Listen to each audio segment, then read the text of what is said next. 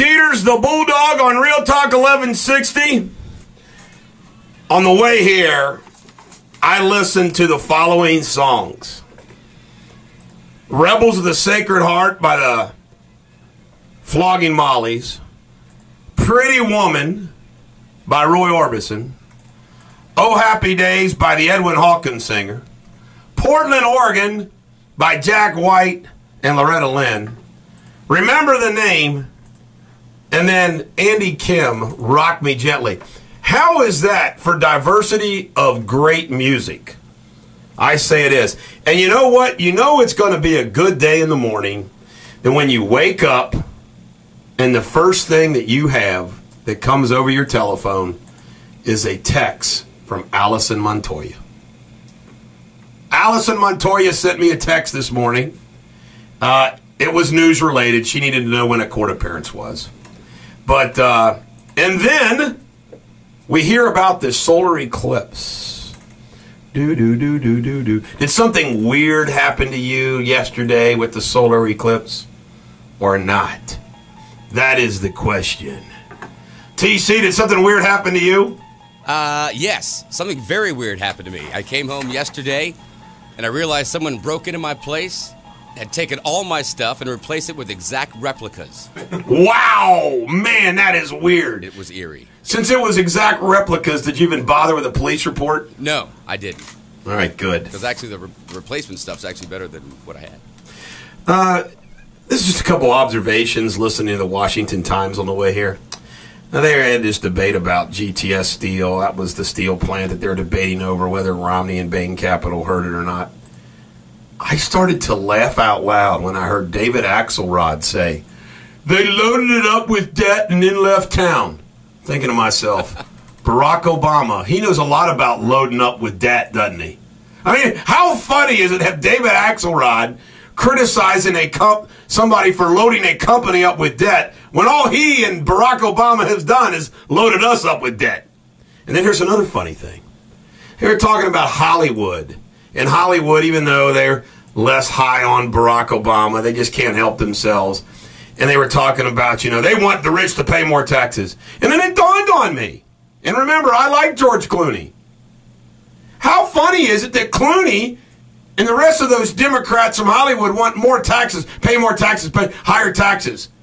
Didn't Clooney shoot Ides in March because there were tax breaks in Ohio so they didn't have to pay tax?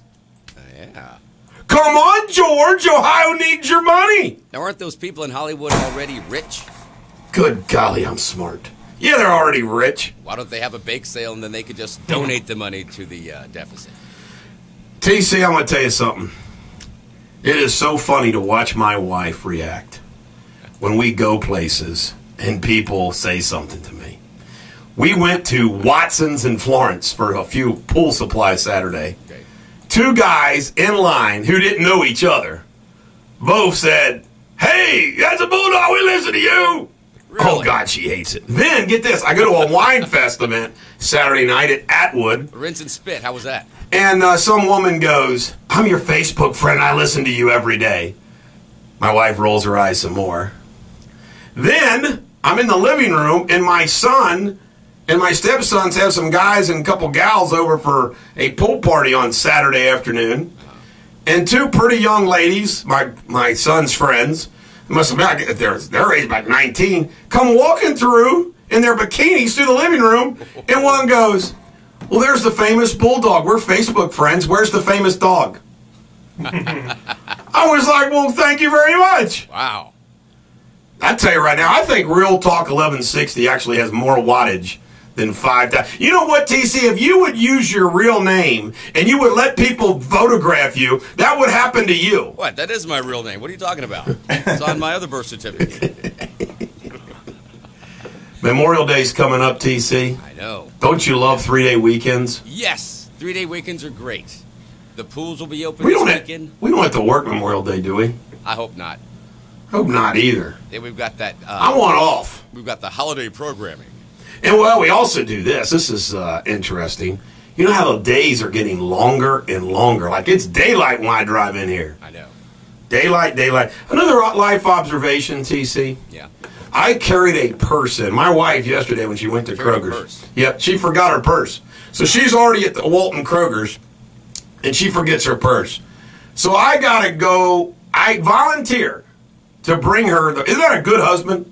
You are a good husband. Instead of her having to come home and to get the purse, I drive it. So I'm walking through the Kroger parking lot. I wasn't even thinking about holding her purse. I went in, I gave it to her. She goes, "You going to stay?" I said, "No, wasn't that good of a husband." And it dawned on me that I walked it through the entire store holding a purse just like a woman would. And you know what? It didn't bother me a lick. I mean, I'm in touch with my feminine side. It didn't bother me. Would it bother you to carry a purse? For that reason, no, and I'll tell you why. I bet no one said anything to you. No one stared at you. You know why? Why? Every other guy has probably been in that situation and said, I have to do it. You know? You're right. They understood. It's like, yeah, it's just his turn. Some more life's observations. A 17 magazine was mailed incorrectly to our office rather than this girl. I'm not going to say her last name, but her first name is Amber. Had the correct address on it. And I just want you to know that I'm going to take it upon myself to send somebody to deliver Amber 17 magazine that was sent to us by mistake rather than just throw it in the garbage can. Because I'll bet you Amber is counting and looking forward to that 17 magazine. Wait, is that the one with Justin Bieber on the cover? That's the kind of guy I am. Before you no, there's some chick on the cover. Looks like she's 13. I want to see the one with Justin Bieber before you get rid of it. Some more news. I did a deposition on Friday. I was on a Florida case. I worked on a Florida case. And this guy who thinks he's Mr. Smarty Pants, I destroyed him. I mean, I have done thousands of depositions. I got under this guy's skin so bad. He stood up in the middle of the deposition and yelled across the table, "Are you saying XYZ?" Very calmly said, "Yes, I'm saying XYZ." He goes, "Then F you!"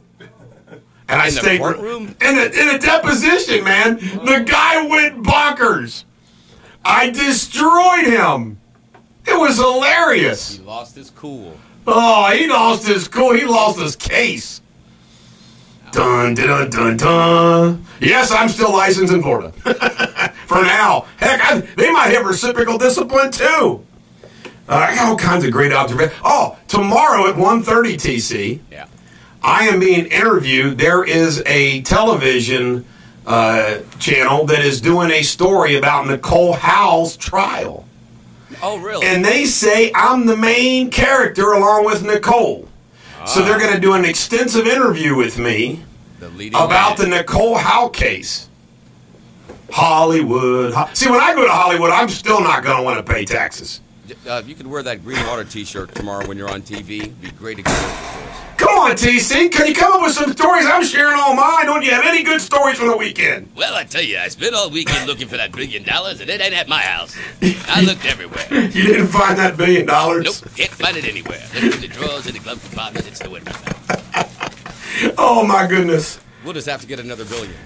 I got to say that for pop culture. I got so much. I got too much material today, TC. Too much material. I got to send out a special get well to Clay Eifert, the principal of Holy Cross High School, whose courageous battle against cancer continue. He's been and continues to be a warrior and inspiration. I mean, this guy went to Thomas More with him, played against him in high school. I think Holy Cross beat us 99-30 last school. But the bottom line is that this guy has been battling and battling and battling.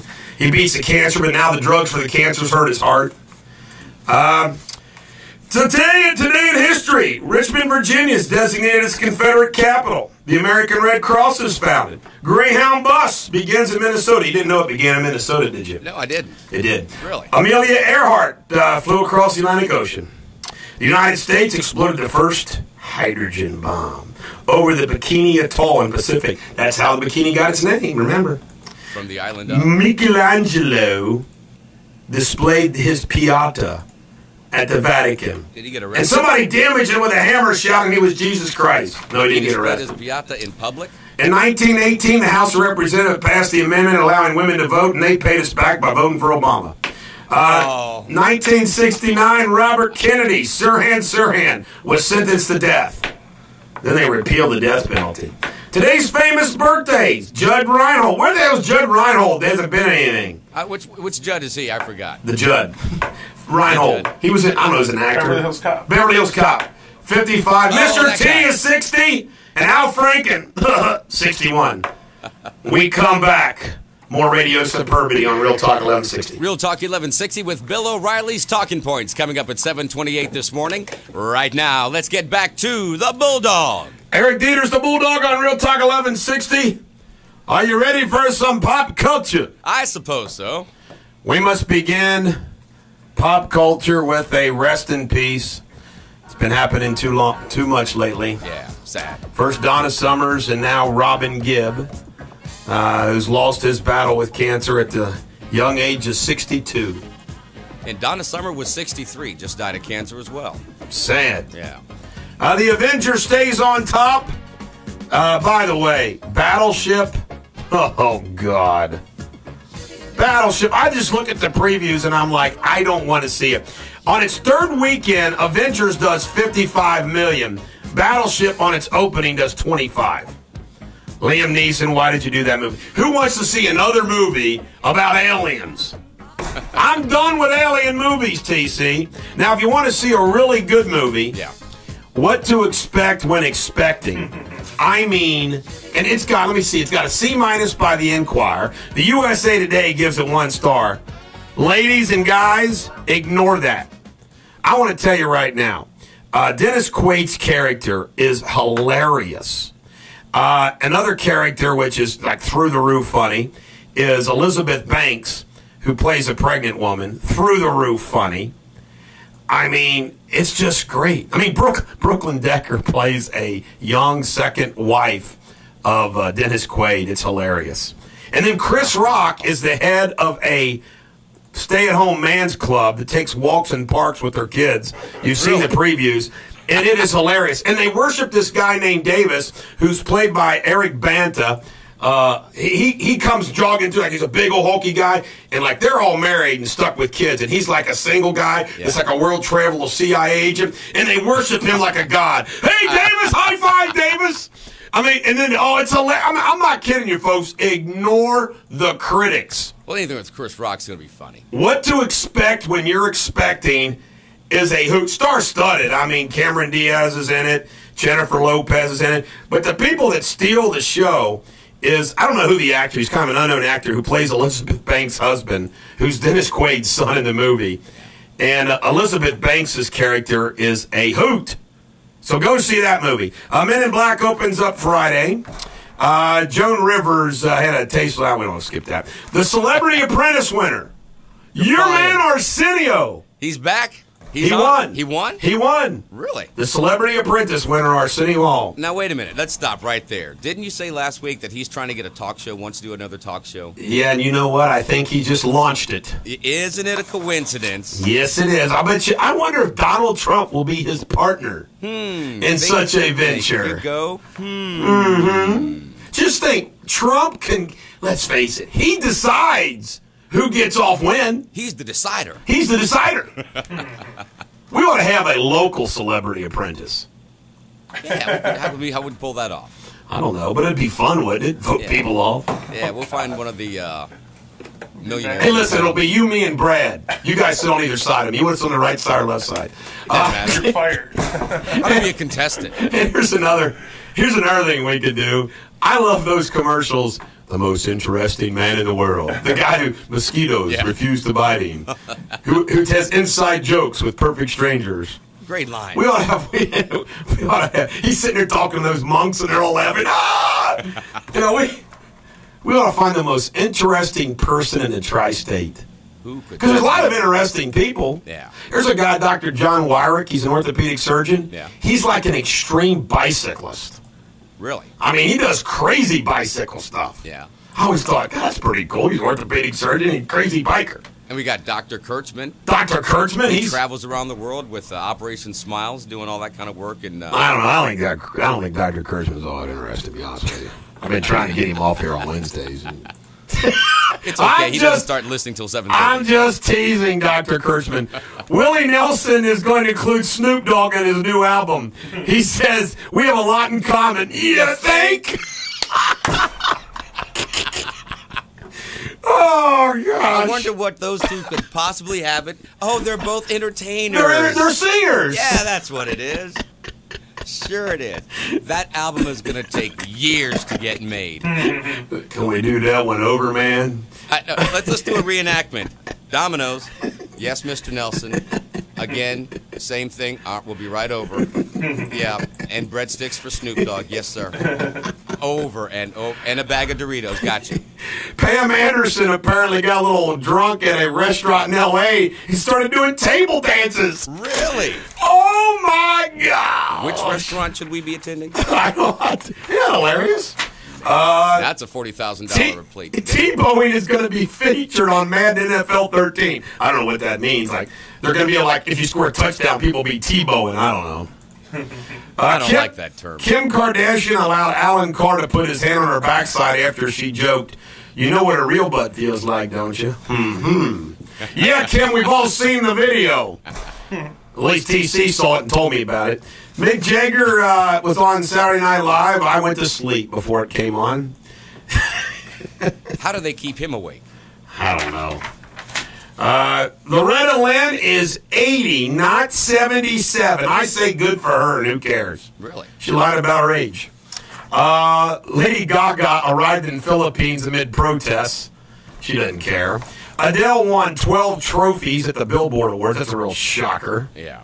Well, get this. Now, this is interesting. Moria Johnston, 29, walked topless in and around New York's Union Square, said she was raising awareness of a 1992 law that allows women to be topless wherever men can be, which is to say virtually everywhere. Really? Did you hear that, Cincinnati ladies? That's a... Yeah, you hear that, Cincinnati ladies? How come more women don't... I don't know. I don't know. Walk on the legal side of that one. Walk on the legal side. Let me see if there's anything interesting in local news from my newsletter worth reporting. I don't think there's too much in local. I got a little personal thing. Denise Schmiotti is the new White's Tower Elementary principal. She taught my kids at Kitten Elementary. She's a great teacher. She'll be a great principal. We're actually going to give her Oracle status. Oh, here's something big. Taste of Cincinnati is coming up this weekend. May 26th to 28th along Fifth Street downtown. That's always a big thing to do. Yeah, you usually have some pretty good entertainment. Also locally, tomorrow, we're going to cover this in politics. I'm going to give you my recommendations. You're going to laugh out loud. The Kentucky voters vote tomorrow. That's worth mentioning. Dun, dun, dun, dun, dun. Police are looking for a Kentucky man last seen in Florence. I just heard Florence. We need to get the other guy on the microphone to find out where that guy is. I don't know where that guy is. He probably got that $1 billion. I mean, what the...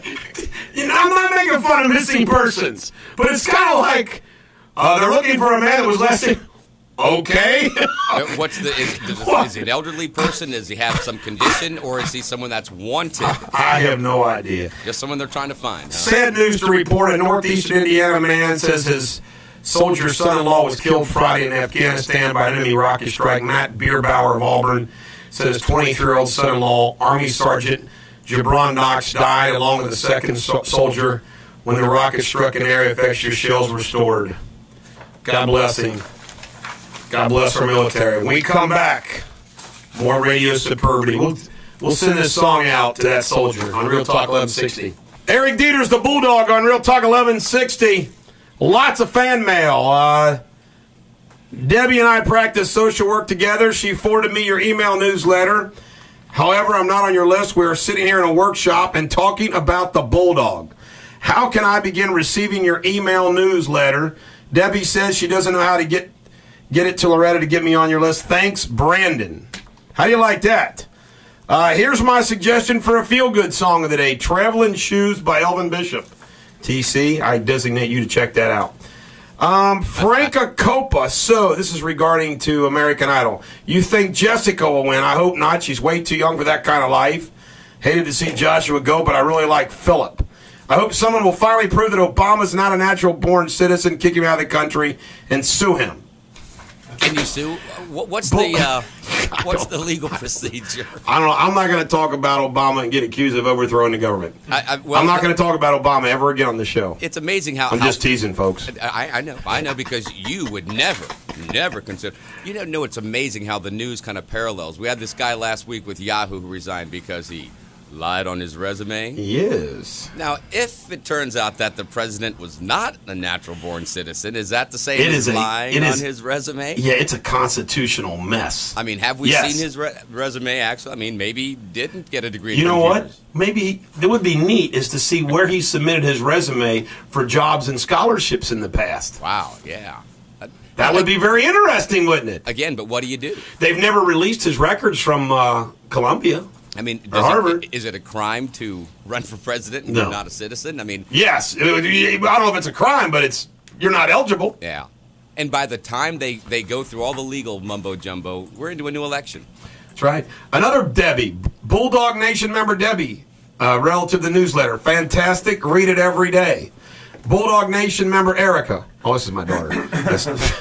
Hi, Daddy. Bulldog Nation member Dawn. Wow. I love the history story. Oh, my God. So cool. Warrior Queen. Bulldog Nation member Jack. He just lays out how we debate Glenn. I mean, he gives very specific details of how the debate should go. I love Jack. Bulldog Nation member Tony. In my opinion, the advertisement of roller derby, or that matter, any advertisement with military death notices, is not appropriate. Well, Tony, let me tell you something. You know, we put together a newsletter and somebody put something. It wasn't an advertisement. We didn't sell military. You know, we print the darn military notices. Right. And you get grief because somebody complains an advertisement's close to it. But those are in there to honor those soldiers. Exactly. Yeah, and to honor their family and to recognize them. I mean, so I told my staff, I said, don't put an ad anywhere near military deaths. By the way, we got some good news. Good news, let's hear it. About 80 members of the Ohio Air National Guard 123rd Air Control Squadron returned home yesterday. Hallelujah. In Blue You got Happy Days ready? I thought you said forget Happy Days. We'll do it again. Andy Kim. We have some oracles to give out today, TC. All right. Let's oracle everyone who needs to be oracleized, or is it oracleized? And here we go, and then we'll oracle them all at once, maybe, I guess, you know. Stand by, turn on. What the heck, computer? All right, here are the oracles for today. All right. My father-in-law, Jerry Zimmer, it's his birthday today. Happy birthday. Denise Miotti, the new White's Tower principal. Mildred Barhorse, great article in the Enquirer how she, 93, waited for her man, Nor Blankheit, who's also an oracle, to come home to the Navy to be married, and he died in action in World War II. Mildred, you're an oracle. Don't laugh at this one. Fortune Magazine, great issue this month. I'm using a lot of the material in the newsletter. Fortune Magazine gets oracle status, TC. All right. And last but not least, my dear friend Judy Phillips, the CEO of Stan Energy, was featured and honored in a great article in the Cincinnati Business Courier Friday. She also gets oracle status. And we only have one jackwagon we want to stress. This is funny. A former pitcher, Curt Schilling, got a $75 million loan from Rhode Island. Really? And now he says he needs more. And Rhode Island says no. $75 million for? $75 million for a video game company. How does a state lend money to some Major League Baseball? You know, don't you think Curt Schilling knows enough rich people to borrow money from? Yeah. You know, my dad is rich, and I know rich people. If I went to, like, the state of Kentucky and Ohio and asked for money, they look at me and say, why do you need to borrow money from us? Yeah. You think Greenwater could get $75 million from Rhode Island? I don't know, but we need to apply to every state. Brad Amster, get on that. We should, definitely. I mean, we definitely need to get on that. A new feature that we're doing in the, it's pretty cool, in the newsletter is not only are we doing a little history story, we're also, I bought this book called Legendary Locals. Yeah. Really neat. And we're putting in there a little local history. Today is Nicholas Longworth. So, you know, Longworth Hall, check it out. Nick, married to the Theodore Roosevelt's daughter. Really? Yeah, famous Cincinnati is Nicholas Longworth. Check it out in the newsletter today. Let's have a little humor. Now, we've already told that joke. Which one? It's a mafia lawyer joke. Do you remember that? No. It's really good. All right, I'll tell it again. Tell it. If not, I got to back up. A mafia godfather finds out that his bookkeeper, Guido, has cheated him out of $10 million. However, Guido is deaf. That was the reason he got the job in the first place. It was assumed that Guido would hear nothing, so he would not have to testify in court. When the godfather went to confront Guido about his missing $10 million, he took along his lawyer who knows sign language. The godfather told the lawyer, "Ask him where my money is." The lawyer, using sign language, asked Guido, "Where's the money?" Guido signed back, "I don't know what you're talking about." The lawyer tells the godfather, "He says he doesn't know what you're talking about." The godfather pulls out his own pistol, puts it up to Guido's head and says, "Ask him again or I'll kill him." The lawyer signs to Guido, "He'll kill you if you don't tell him." Guido starts to tremble and signs back, "Okay, you win. The money is in a brown briefcase buried behind the shed at my cousin Bruno's house."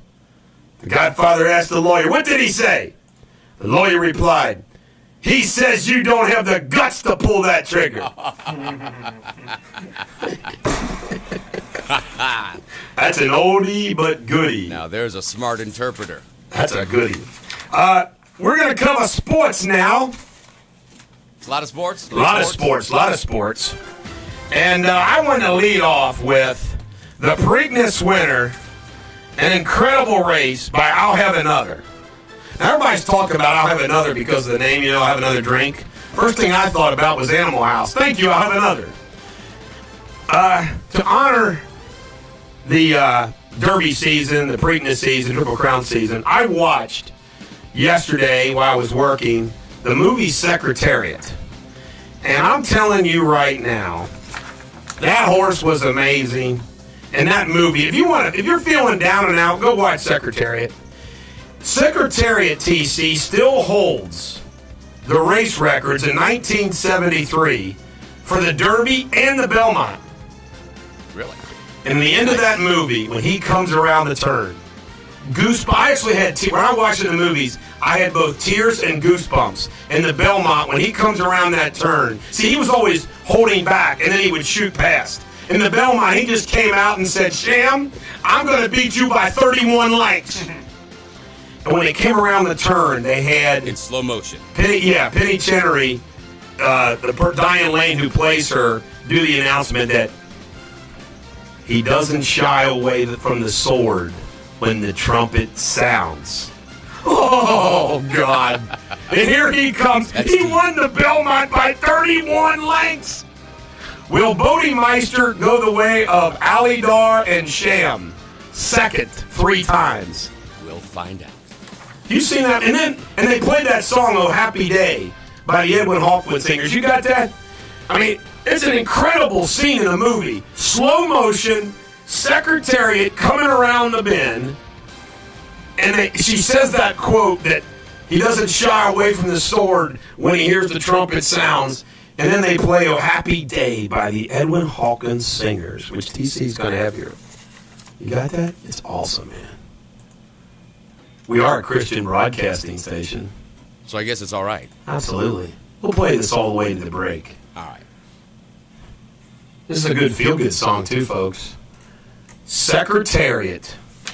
What a horse. Still holds the records over 30 years later. Here he comes. The trainer of Secretariat, Lucian Lauren, retired 3 years later.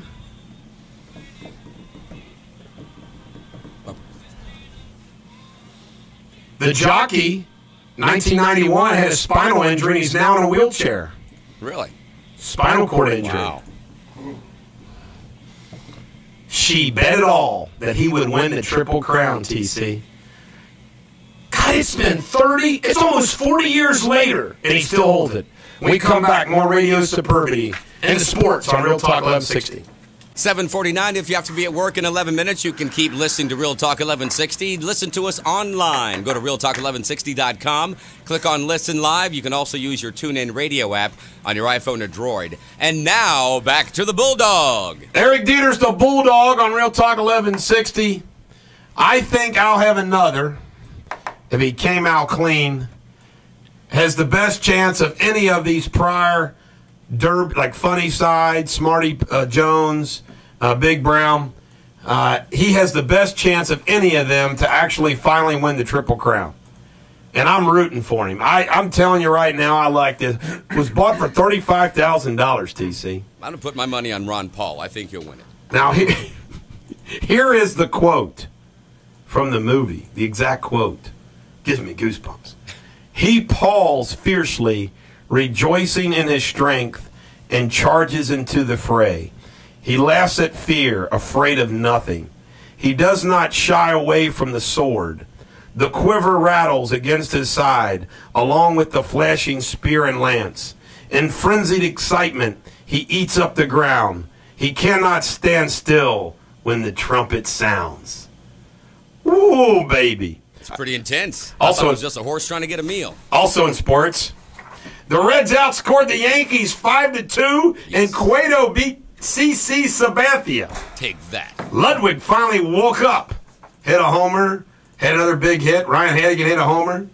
The Reds beat the Yankees 2 out of 3 in Yankee Stadium. How do you like that? Incredible. The Reds play the Braves at 7:05 today. The Heat. I'm going to tell you something, folks. I thought they were done. Dwayne Wade and LeBron James in the third quarter scored 38 straight points between the two of them. And they said, Pacers, nah, baby, nah. And even up the series 2-2, I watched the game while I worked. You got something in your hand there, TC, you're dying to say? Oh, just looking at the Florence Freedom schedule. You know, we're carrying their games this season. Steve Jarnicki calls the games. They play tomorrow evening, pregame at 6:50. First pitch at 7 o'clock here on Real Talk 1160. Go Freedom! Yes!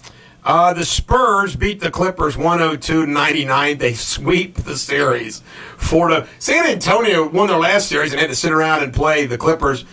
Yeah, the Clippers, man, they were doing really well, but, you know, injuries hurt them. Yeah. Chauncey Billups got hurt. The Coyotes beat the Kings. Forced game 5. Dennis Scher. It can't be right. By the way, I got to get on William. William, who helps me with sports. Let me see, on Saturday, he said Joey Votto hit 3 home runs again. I said, William, Joey Votto did not hit 3 home runs. The Reds hit 3 homers. Terrell Owens says he wants to play for the 49ers Raiders. Good luck with that. Babe Ruth's jersey sold for $4.4 million. Wow. And Lawrence Taylor's championship ring, he sold it for $230,000. Gosh darn, a championship ring? It's worth $230,000. The article I saw on that, they didn't give any reason why. Obviously the guy needs the money, but what happened? That's sad. Yeah, that was a great team too. I want to tell you a funny Lawrence Taylor joke. Our story. I went to a flag football tournament down in Orlando, and one night, me and my buddy, who was with me, was it Red Dog? We decided to take out Lamont and James Hayes, and we went to a particular night establishment. And in the VIP section, this was many years ago, there was Lawrence Taylor. Really? And he asked us to join him. Get out. This is almost like surreal. This is like Almost Famous, that movie. And we sat there and hung out all night long, true story, with Lawrence Taylor. Then he agreed to autograph a football for my son, which he still has. Yeah. I told a little white fib. Okay. I said I met him at the movie theater, and he was standing in line with us. You were at Racers. I was not at Racers. This was in Florida. But anyway, I hung out all night long, me and James and Lamont. Nice. With Lawrence Taylor. Now, when was this? Before 1994, pre-Super Bowl, after? This has been 7 or 8 years ago. Oh wow! So you're still pretty huge then. But good old Lawrence. He invited us in with a VIP section. That's pretty cool. Good old Lawrence. Yeah, me and Lawrence were tight. The entertainment must not have been any good. No, it wasn't. All right, in politics, folks, tomorrow in Kentucky is a big election. Now, the following are my recommendations. You might as well vote for Mitt Romney because he's going to win. Let's not play games. For Congress, the Bulldog. Now, this is not an endorsement. You heard the disclaimer in the beginning of the show. The views of this show are not the views of this radio station because we never know what Bulldog's going to say. I'm going to vote for Thomas Massey for Congress. John Schickel is who I would vote for state senator. Damon Thayer is who I would vote for state senator. I think I get to vote for Thayer. I don't get to vote for Schickel. I don't get to vote for Turwart, who I would vote for state senator. Now, this is a funny one. In the Democratic race for Congress, I want you to vote, if you're a Democrat, for Bill Atkins. Now, let me tell you, this is funny. He's like a flaming liberal friend of mine. He's a lawyer from Grant County. I really like Bill, but he is like nutso liberal. But he's my buddy, so I'm going to say, yeah, vote for Bill. Now, this is funny. The other guy that he's running against named Frank is actually a Tea Partier. That's kind of weird, a Tea Partier in the Democratic Party. Really? Now, really, I would vote for Frank, but Bill's my buddy, and I think it would be funny to have him because he's a flaming liberal. Now, this is a great race. The mayor of Covington, have you heard about this lady? Her name is McDowell. She was in the race. Yeah. Then she confessed that she was gay before she was married and reformed herself, got married, and had kids. She quit the race and endorsed Sherry Karen. Karen didn't even know that she was going to do that. Now she's back in the race, and she says, vote for me. I look at it this way. If she wins, she could be a lot of fun. Yeah. I mean, she doesn't know what she wants to do. It would be fun covering her as Covington mayor. It would be fun, but I don't know. So if you live in Covington, vote for McDowell. Covington took a blow. They lost, what, Omnicare? I wasn't gay. I was gay. I'm not gay anymore. Vote for me. No, vote for her. No, vote for me. No, vote. In the Covington Commission race, Greg Paith, who used to be a writer, Matt Dressman, because I know him. He was a Latin scholar. Neil Guillory, because I know him, and his dad was my dad's buddy. And Chuck Eilerman are the four that I would recommend. And by the way, for the president, if you're a Democrat, vote uncommitted over Obama. Now, what's the deal with the guy, the interim mayor? Shepard? Chuck Shepard. Shepard. He just decided he would be interim. He had no interest in sticking around for the long haul. Yeah, well, I think that's a smart move. I admire him for that. Yeah. He's a good buddy of a friend of mine, Pete Newberry. They got to come up with some other revenue because, they're hurting. Is gone. They're hurting for certain. I mean, it would be fun, like you said, to have a mayor who's just... You know what Covington's problem is? What's that? They got a lot of problems. This always cracks me up, though. Every year, every election for the last 30 years, I've been paying attention since I was 19. It's been 30 years. It's the same old. We're going to revitalize this. We're going to revitalize that. We're going to rehabilitate this. We're going to bring this. Yep. They keep saying this. And it's just, Covington is Covington is Covington is Covington. With all due respect, folks, they lost out to Newport. I mean, Newport on the levee goes up. Covington, nothing. Now Cincinnati has the banks. Yeah. Covington, nothing. And then they build that high-rise penthouse, the Ascent, which is uglier than ugly, and I'm sure it's half empty. Oh, by the way, this is hilarious. My wife and I have decided we're going to act like we want to buy that penthouse just to go see it. Oh. God. We're going to act like we want to buy it. What do you think, honey? Oh, I don't know. I figure with the last name Deters, they'll think that I have the money to buy it, so they'll let me see it. But I have no intention of buying it. But at least you get We just want to see it. It'd be a good radio show. When we come back, we'll see if TC's too sexy for politics on Real Talk 1160. Eric Deters, the Bulldog, on Real Talk 1160. We have now arrived at our second hour. You know, we were going to play Bruce Springsteen, The Better Days, but on the way in here, again. You know what, TC? I think the next 2 weeks, we will have the greatest feel-good songs ever. In other words, we'll do the best of the feel-good songs. The best of. For example, I can tell right now off the top of my head, the following are the Owl City Sunburn is my favorite all-time feel-good song. Really? Coldplay, Viva La Vida. Okay. is top 5 all-time feel-good song. Girls in Their Summer Clothes, Bruce Springsteen, top 5 feel-good song. Sweet Fox on the Run, top 5. I see, you know. And this one right here. Which one right here? Which? Andy Kim. Oh, that one right there. This is the song that I had on my iPhone as I came in here today. And this is definitely top 10 feel-good song. You know, I don't know if I could pick a top 5 or a top 10. It'd be like picking a favorite child, you know?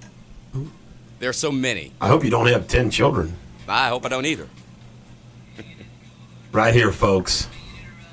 This is AM radio's best.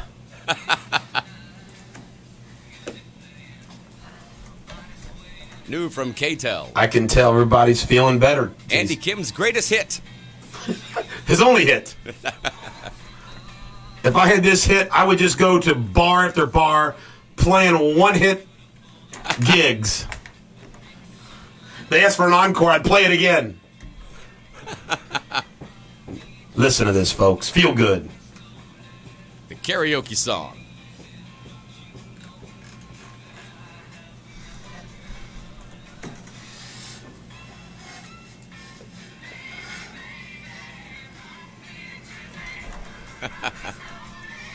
God, I'm feeling good.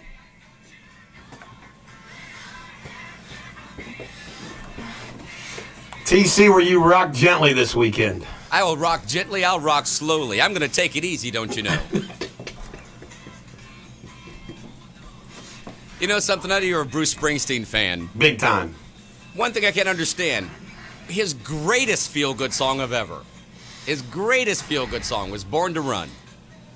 We've never played it. It's not my favorite.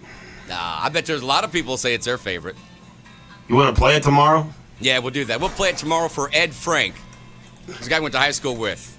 He's a pick us up in the morning for football We'll practice. do it for Ed. Ed was the worst driver in the history of automobiles. And he'd always have that song cranking. Get easy, don't you know? One more time, TC. Crank it up, buddy.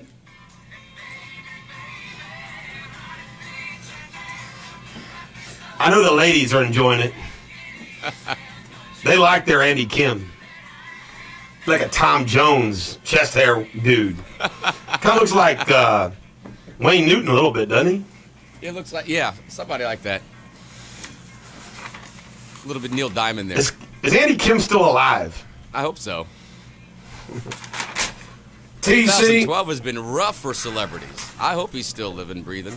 TC, I have often said that the Wall Street Journal is the best newspaper in the country, and the Weekend Journal personal section is the best section of the newspaper in any newspaper. I mean, it is incredible what they deliver.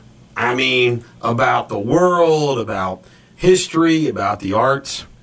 And there was a story that caught my eye this weekend. Olympics 388 BC. Mud, Sex, Hymn, Sports 2. What? This is incredible because we're getting ready to do the London Olympics, all right? What was it like going to the Olympics 2,400 years ago instead of London in 2012? If you came from abroad, you would have hired space on the deck of a cramped cargo vessel. Coming by land, you almost certainly would have walked, sleeping out on the warm August nights along the way. It was safe enough. The Games, a religious festival, spectators traveling to and fro were pilgrims. And that meant protection from harm under the sacred truce, not a ban on warfare, but usually an effective guarantee of safe passage through war zones for passing sports fans. It'd be like Syria saying, come on through, Jews, it's okay, we're having the Olympics. New arrivals at the remote rural spot in the northwestern Peloponnesia, where the games were held every 4 years, always at the same place, would have probably been exhausted by the journey and keen to rest up. Fat chance. Directed to the quote-unquote Olympic Village, they would find a vast, partly tented, partly open to the skies encampment with inadequate water supplies, heaps of stinking refuge, and huge improvised latrines. The air was alive with millions of flies, mosquitoes, and wasps The dumps were overrun with rats. By the end of the 5-day festival, no one had washed properly for a week, and you could smell the games a mile away. In the Olympic Stadium, this is great, you sat on a grassy bank under the searing heat of the midsummer sun. It was the same in the nearby Hippodrome where the equestrian events were held. You were in the lawn, not the pavilion? Now get this. Naked athletes, you were naked. You didn't have clothes. Naked athletes participated in foot races, the pentathlon, horse and chariot races, and 3 combat sports, wrestling, boxing, and the almost no-holds-barred pancration. That was the crowd's favorite because there were no rules, and it was all blood and pain. Wow. I guess our modern MMA. Naked, too. Half the Olympic program, on the other hand, was given over to religious ritual, processions, hymn singing, incense burning. There's always incense. See, the hippies thought they invented that. In a round of kumbaya. Gory animal sacrifice and strange incantations by exotically attired priests. The Olympic site wasn't just a sports stadium. It was part sanctuary, part art gallery, part heritage trail. Behind a dazzling colonnaded facade sat a gold and ivory statue of Zeus. The athletic events honored Zeus. The Greeks told stories about mythic heroes, Hercules and Pelops. Fertility deities, Granny Gaia, Mommy Ray, and daughters Hera and Demeter. The only women allowed into the stadium to watch the contests were actually the Demeter earthbed priestess. Listen to this. Otherwise, the menfolk left their respectable women at home and headed off at the festival with fathers, brothers, sons, friends, neighbors, and male lovers. Fringe events might include philosophy lectures, poetry readings, sundry charlatans, and cranks offering to predict the future. But the real added attraction of the games wasn't the cultural Olympiad, but the sexual one. At the Olympics, parties went on to wee hours, and hundreds of prostitutes touted their services until dawn. Really? How do you like that? That's a different thing that's going to go down in London. Quite a bit different. Can you imagine boxing and wrestling naked? No. I wouldn't want to run a 100-yard dash naked. No. Barefoot, too? Yeah, barefoot and naked. How about a marathon? Can you imagine running 26 miles butt naked with no shoes? I'm just thinking, line up now for the 3-legged race. That paints a great picture of the Olympics. Yeah, it does. Times have changed now. Now they're A pampered. stinky place. Now they're pampered, DC. Yeah. All right, back to politics. Did you hear about this? You know this whole Kenya thing, you know, on his his press agent sent out Born in Kenya? Yeah. The Arizona Secretary of State says he may not put him on the ballot if Hawaii doesn't verify his birth certificate. Oh, really? How crazy could this be if state after state says, hey, we're not going to put you on the ballot? And if the Republican Secretary of States, it would force the Obama team to file law. I mean, this could be crazy. This could go on for years. It's amazing that the state of Arizona and the federal government, there's no love lost between the two, you know? Right. And especially now, Arizona is really pushing hard for this illegal immigrant thing. Does that make the president an illegal immigrant? He can't campaign in Arizona now, can he? Hey, how funny would it be if it turns out the president is an illegal alien? Don't campaign in Arizona, they'll throw you in jail. Wouldn't that be horrible? Can we see your papers and registration, please? Left them in Air Force One. The presidential campaign of Rick Santorum ended up $2.2 million in debt. Hope he's got a rich butt. You know, you go to a buddy and you're wanting to give you money because he might have power if you win is one thing. Yeah. What kind of a friend do you have to go and say, hey, listen, man, I'm dead broke. I lost. I have nothing to give back to you. I need $2.2 million to pay off this debt. I need more. You gotta be a really, really good friend. When we come back, more Radio Superbity on Real Talk 1160.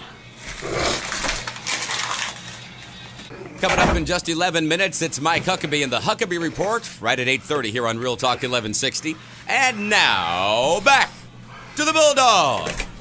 Eric Deters, the Bulldog on Real Talk 1160. TC, did you hear about Facebook? What happened with Facebook? Well, Facebook IPO on Friday, and to keep the stock from falling under the $38 price. Yeah. Investment bankers that brought the offering to the market had to buy lots of stock, and they barely kept it above it, 38 cents up.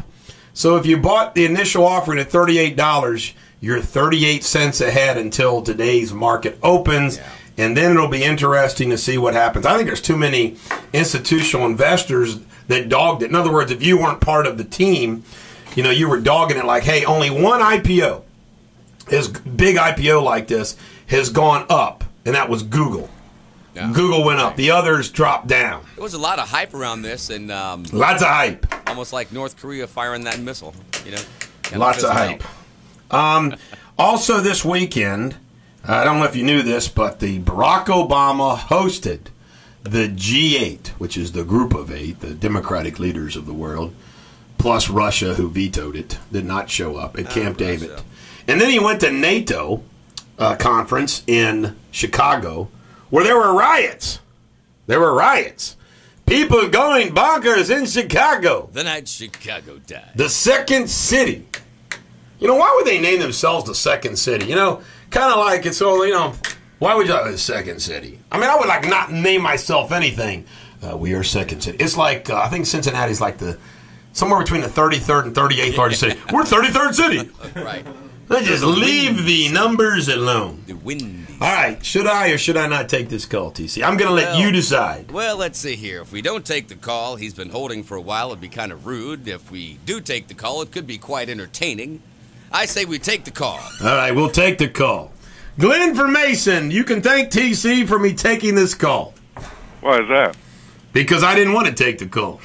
Why not? Because it's Monday, Glenn, and I knew you would bring me down and I would have to play Andy Kim and the feel-good song 9 times to recover. Well, who knew that facts and common sense would bring you down? Maybe you need to up your level. But let me say this about See what I mean? See what you mean. What? Give me some. Nice, give me John. some facts. I don't understand what do you want? Give me some facts and common sense. Well. The fact is, in giving what we read last week, I think it was a census saying that more than half of the babies in the United States are born to minority parents. I'm wondering, and I asked TC when I called in, given what's happening in Arizona with the Attorney General, given what's happening with all the birther caucuses around the United States, just exactly how does the Republican Party plan on becoming a national party or a party with any diversity whatsoever when they continue to play the birther card, the Jeremiah Wright card, outside of the Jess Foxworthy get-her-done deliverance backup dancer type? Who's going to vote for Republicans in the future? Hopefully 50% plus one. But no, I think that most people have common sense. Most people feel that even the suggesting that the president has to, show his birth certificate again, bring out the long form, the short form, or the edited form, they don't understand why that would be insulting and why that hurts your party's identity for years to come. Glenn, have you ever hired an agent? No. I have hired an agent before when I was publishing books. Right. And what the agent usually does is the agent contacts you and they say, hey, we need a bio, we need some information, can you send it to us? And then you email the agent your bio and information that they can use. Right. How do you explain that in 1991, the publicist that was representing Barack Obama put out a pamphlet that said, born in Kenya, raised in Indonesia and Hawaii?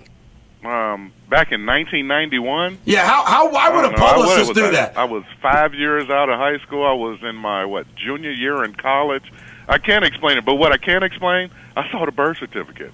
For what I can't explain are the officials in Hawaii. What you can't explain, Eric, to me is when you continue to play this birther card and the Jeremiah Wright card, exactly how do you plan on becoming a national party when, quite honestly, the Republican Party brand is John Fremont ran for the first time. The Republican Party's been a national party. Right now, the Republican Party is about as popular as Jock Itch. And right how come they won in 2010? And right now, how can you say that if they won the House in 2010? Right now, your brand is more damaged than it was after the passage of the Civil Rights and the Voting Rights Act. How can you say that? Don't you understand that? Hey, Glenn, how can you say that when the Republicans won the House in 2010 and Barack Obama admitted he got a butt whooping? How can you say that about the Republican Party? Actually, how can you say that? Well, you're going to let me answer? Actually, most midterm elections, there always tend to be older and whiter voters. That's always been the case. That hadn't changed since Barack Obama, and it wouldn't change this.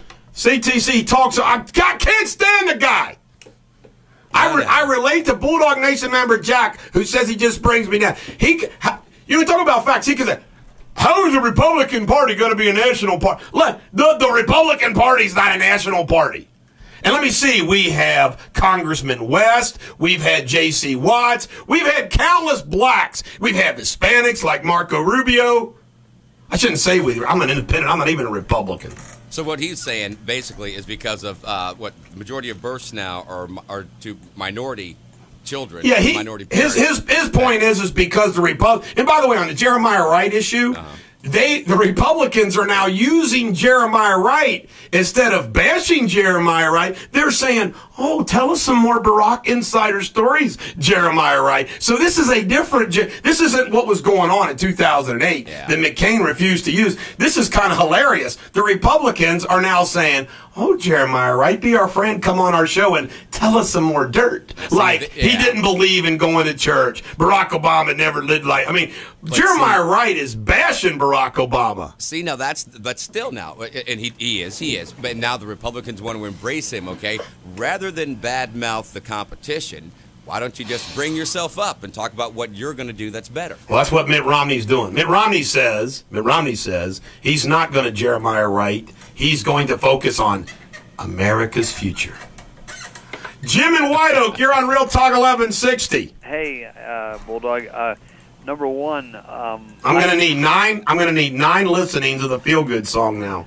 Okay. Go ahead. I feel that Bush was driving the country in as wrong a direction as Obama is, but just in a little different way. But let me say this. I called him the worst president we've had up until Obama. And the next one may be worse if we don't throw off this background crowd. But the point is that Glenn and everybody else quit making silly statements about the fact that Obama cannot produce a birth certificate. Now, this latest thing from the Breitbart Group is devastating, and he has not produced a birth certificate. The first one they said for 2 years, and fake groups like Snopes said, oh, no, this is real. Then he came out about a year ago and said, well, wait a minute, here's the real birth certificate, but actually I know a lot of people won't accept it. But that birth certificate was proven within 24 hours to have 7 layers of Photoshop. So that does not prove that it's real birth certificate. And why is Obama fighting, as you said on a previous show a while ago, why is he fighting that it go into a court of law where experts could examine these things, or examine a new one if he wants, and see if it's really a birth certificate? So now I'm afraid Glenn cannot say he's seen the birth certificate. Nobody's sure what they've seen on those birth certificates. Well, let's face it. And Jim, you can slice it and dice it, whatever. There's always been the cloud around that birth certificate. And and by the way, he was president for a long time before he finally released that thing. Kind of like maybe gave him some time to do some things. But here's the thing. I don't know how you explain away a publicist saying, born in Kenya, raised in Indonesia and Hawaii, publicists get the information from their client. Right. They get it from their client. That's the way it works. Barack Obama. There's a chance that they... born in Kenya, raised in Indonesia and Hawaii. Could have got it wrong. Maybe he did. When we come back, we have some more news to make fun of on Real Talk 1160. Eric Deters, the Bulldog, on Real Talk 1160. Keep it up, TC. Chilling. There's a cowboy. Being a cowboy is fun for about 30 minutes. And then that saddle gets a little uncomfortable. Last night I watched my trifecta, actually it's not a trifecta, it's 4 shows. Magic City on Stars. Then I watch Games of Thrones on HBO. Then I watch Mad Men on AMC. And then I watch Borges on Showtime, The Borges. And I want to tell you something. There's a scene there are some scenes in the Borgias last night that is beyond hilarious. The Pope, Alexander VI, who this is historical fact. A lightning storm did hit the Sistine Chapel, so he felt like he needed to repent. I mean, this is a married Pope, he's married, he has kids. I mean, this Pope's a disaster. And Jeremy Irons, I'm not kidding you feel like you're watching the Pope. I mean, Jeremy Irons is a great actor, and he's nailing this role. He's sitting in a confessional by himself, the Pope, asking God, who does the Pope confess his sins to? That's a good question. Meanwhile, the door opens up, and there is his son, the Cardinal, who's back on from a mission to go visit. See, Italy at the time was broken up by little princedoms. I mean, there wasn't a united country.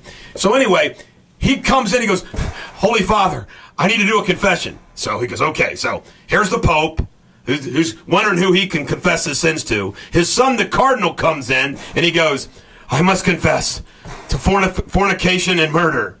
What he did is he went on this mission, and he boinked the Queen and murdered her brother. And he comes back, and when he says, actually, he's my favorite character in the movie. He's the only, he's just a cool, I mean, he does bad things, but he's still a cool guy. Anyway, the Cardinal says this about fornication and murder, and the Pope goes, how often those two go together. What? So, really? I mean, it's hilarious. And then there's another scene. The Pope, he knows people want to kill him, and poisoning was the way you killed people back then. Is this Godfather 3? This is what Mario Puzo based The Godfather on. He used these characters. Okay. Anyway, Pope Alexander VI had a taster. He had a priest taste his food beforehand. So he's getting ready to eat his sardines because he decides he's going to have a Lenten fast, and he's making all the other cardinals eat sardines all of Lent. And he starts to eat a sardine, and his taster goes, Holy Father, I need to taste that. He goes, okay. He goes, I'm sure nobody would poison me during Lent. So you're sitting there waiting for this priest to fall over dead from the sardine, but he doesn't. And then the Pope goes, wouldn't it be a pick-me-up if we had somebody trying to poison us during Lent? And they all laugh. I mean, I'm telling you, if you've not watched the Borgias, by the way, if you haven't seen any of the episodes, it doesn't matter. Just tune in on Sunday nights and watch it. It is the best show on television right now. That must be rough if you're a cardinal and your father is the Pope. I mean, bless me, Father, for I have sinned. I fornicated and I murdered someone. I wrecked the car last night. I mean, what do you do? Say 5 Hail Marys and you're grounded for 2 weeks. He's trying to marry off his daughter to the prince that does the most for the Vatican. Let me see. This same cardinal that murdered the other queen's brother just stole a bunch of gold from the Medici family. In last night's episode. By the way, they did this based on historical fact. You can't make this stuff up. Remember, there's too much great history that's true that they ought to make movies about. This has proven the point. You're exactly right. And that's why I say the news is the best reality show. Right. Showtime also did the Tutors. And I mean, come on, Henry VIII. I mean, come on, it's all true and it's crazy. Right. He can put the Kardashians to shame. He should have listened to Oprah. Another comment, a live observation. The Edwards jurors deliberated 5 hours Friday before retiring for the day. I thought about this, TC. Yeah. Why do jurors need to deliberate more than 5 minutes? I mean, if I sat through an entire trial, I'll guarantee you, when I walk back in the jury room, I would say, I vote for this. I mean, now, I can understand if there has to be deliberation if there's not agreement amongst them all. Right. But, I mean, when you really think about it, you sit back through, I mean, don't you think if you sat through a whole trial, your mind would be pretty well made up and you wouldn't need to, go over the evidence some more? Yeah, you would think so. You would think, but not everybody's perspectives are in the same place. And you can't go, well, it was 7-5, so you're guilty. Here's some news that I pulled off the Business Journal. And it's an article written by Brian Bandel, and this is just too funny. J.E. Mack, CEO of the Mack and Walt Insurance Group, thought his company was doing well in 2010. But then he got a call from his bank. The Deerfield Beach, Florida-based insurance brokerage was current on its credit line, but the bank didn't want its business. That happens all the time. You're current, you're paying your loans, and the bank says, we don't want your business. Get this. We were with them for 20 years, Mack recalls. They told me they wanted to call every loan. I said back, call them what? They didn't think that was very funny. He gets Oracle status for that. How awesome is that? The bank calls you up and says, we want to call your loans. And this guy was witty and wise and said, call them what? Now, what is it in for the bank? I mean, that's not a good business move to call all the loans. Well, what it is that they do their little analysis, and it's called getting somebody out of your bank. And they decide, well, this guy's risky. It happens all the time, and it's so unfair. I mean, you're current on your loan, everything's fine, and they say, well, we want. And here's what's really terrible about it. If that bank calls that loan, chances are they're not going to be able to go to another bank and get the loan. They're going to go to them and say, well, so-and-so bank just said they don't want to renew my loan. Will you? And banks are like, well, if they didn't want your business, why should we want your business? But why? I don't understand why. And then the next thing you know, you're getting sued by a bank on a loan that you're current on. Yeah, that doesn't make sense. But they're allowed to do it. And the bank's not making money if they call the loan. So many of these credit lines, you have to renew them every year. Really? You have to renew them every year. People wonder why people hate banks. That's the reason why. Stuff like that. I got a good buddy of mine that has a credit card that had a pretty big, not a balance, but a pretty big credit limit on it. Yeah. This guy's never been late on anything. Stellar credit. And the credit card company just said, we're going to cancel your credit card. And this was like the emergency credit card. You know, like if he needed something, yeah, this is the credit card he would use. And a lot of times, if you don't use a credit card, they'll raise your rates. Can they still do that? I know they're doing that. Yes, they can. Yes, they can. That transgender contestant lost the Miss Universe contest. We don't have to worry about her being representative. So. Miss Canada? Yeah, Miss Canada. See, I think the Don was banking on that. He was banking on that to get people to watch. Did you hear about this? Florida has removed 53,000 dead voters from their voting rolls. They were just laying around, huh? 53,000 people must have taken hours trying to vote. That's crazy. And TC, this is the story of the day. Now, those 53, did they vote back in 2000? I wonder. I'm sure some of them did. Were they still dead back in 2000? TC, this proves how our society is gone to hell in a handbasket and is officially over. This is a report out of Knoxville, Tennessee.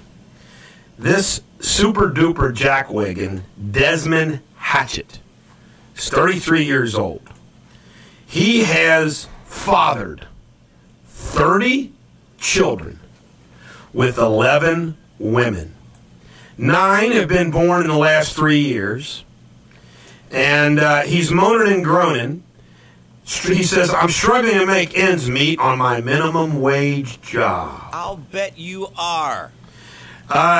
Anyway, his lawyer wouldn't return calls. Under the law, if there's something out there, it goes, Gibson said Hatchett is believed to hold the Knox County record for most children.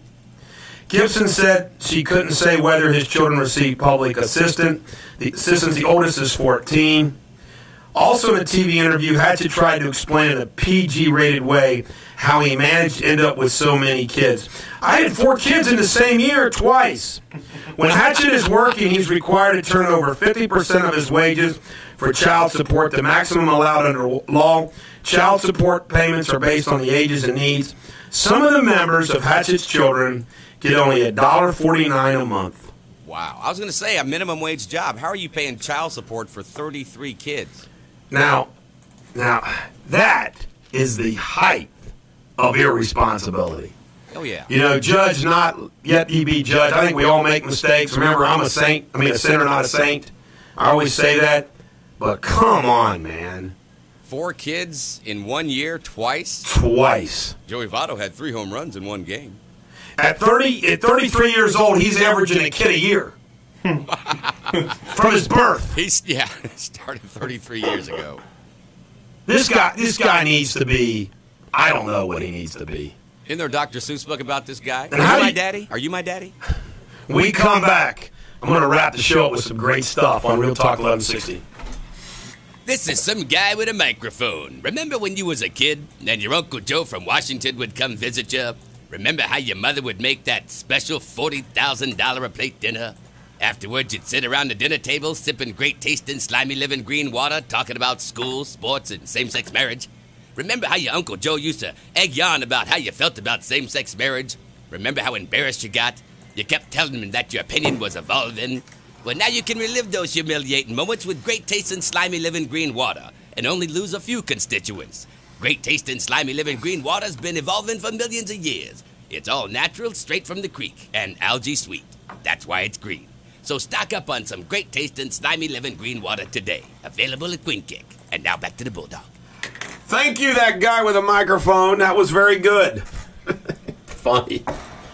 TC, I've got two things to close the show out. One, a little political commentary, but before I do, another story. I'll tell you right now, you give me $1 billion, you watch me build a movie studio that is out of this world. In the New York Times obituaries yesterday, they reported on the death of a Peter D. Fuller who died at the age of 89. Get this. Peter D. Fuller's brashness was in full flower the day before the 1968 Kentucky Derby. TC, he owned a horse called Dancer's Image.